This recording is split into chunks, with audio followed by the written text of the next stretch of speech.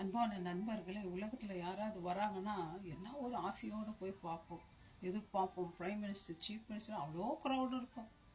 யாராவது ஃபோன் பண்ணால் உடனே எடுப்போம். அவங்க நம்ம தெரிஞ்சவங்களும் தெரியாது, யாரோ கூப்பிட்றாங்க. ஆனால் இயேசுநாதர் கூப்பிட்டா, இயேசுநாதர் வந்தால் போய் பார்க்க ஆள் இல்லை. அவர் கூப்பிட்டா காதை நமக்கு மந்த காது மாதிரி செவிட்டு விரியன் போல் கேட்காத போல் இருக்கும்.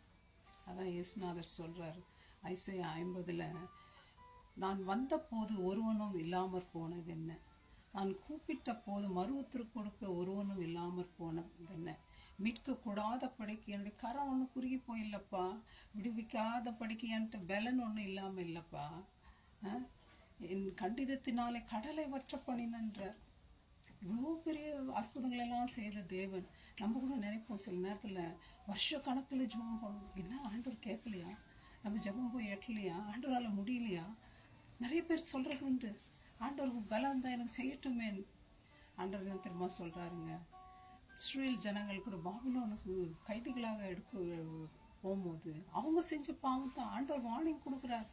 பாவம் செய்யாதன் ஆண்டவருக்கு விரோதமாக அவர் சொல்கிறது பேச்சை கேட்காம, அவர் ப்ராஃபிட் சொன்ன வார்த்தைகளை கேட்காம ரிஜெக்ட் பண்ணிட்டு ரிபெல் அகெயின்ஸ்ட் பண்ணுறாங்க ஆண்டவருக்கு எதிராக. இதெல்லாம் நியாயமாங்க ஃப்ரெண்ட்ஸ்? என்னதுனால கஷ்டம் வந்துச்சு, என்னதுனால தண்டனை வந்துச்சு, என்னதுனால அவங்க கைதிகளாக போனாங்க, ஆண்டவர் விட்டு தூரம் போனதுனால தான்.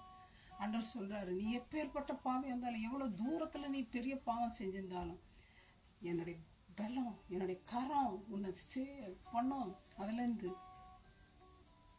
ஆண்டவர் அவருடைய ப்ராஃபிட்ஸ் எல்லாம் உதறி தந்ததுனால தான் இயேசு கிறிஸ்துவே இந்த உலகத்திற்கு வந்தார்.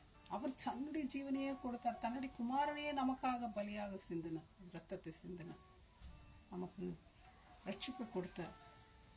மை ஃப்ரெண்ட்ஸ், இயேசு கிறிஸ்து வந்து வாழ்ந்த நாட்களில் அவர் பட்ட கஷ்டங்கள், அவர் பண்ணின அற்புதங்களே அவர் தேவனுடைய குமாரன்னு நமக்கு நிரூபிச்சிருக்கு. அதை கண்டும் காணாத போல இருக்கிறோம். நம்ம எத்தனை நாளைக்கு இப்படி இருப்போம் மை ஃப்ரெண்ட்ஸ்? ஆண்டவரத்துல போகும், அவர் கூப்பிடுறாரு, கூப்பிடும்போது ஏன் நம்ம அவர் காலை நம்ம ரிஜெக்ட் பண்ணணும், மிஸ்கால் ஆக்கணும்? அவர் கூப்பிடும்போது கத்தாவே சொல்லும் அடியேன்னு கேட்கிறேன்னு போல, சாமுவேலை போல நம்ம போக மாட்டோமா ஃப்ரெண்ட்ஸ்? நம்ம பாவத்தை உதறி தள்ளிட மாட்டோமா? ஆண்டவர் எவ்வளோ சந்தோஷப்படுவார் மை ஃப்ரெண்ட்ஸ். நம்மளே ஆஃபரிங் ஆண்டவர் கொடுக்க மாட்டோம். கமான் ஃப்ரெண்ட்ஸ், தேசப்பாட்டு போவோம், அவரோடு இருப்போம், பாவத்தை விட்டு விலகி இருப்போம், அவர் சொல்கிறபடி நடப்போம். ஆண்டவரை டவுட் பண்ணுறதோ, கேள்வி கேட்கிறதோ, கோபப்படுவதோ விட்டு விடுவோம்.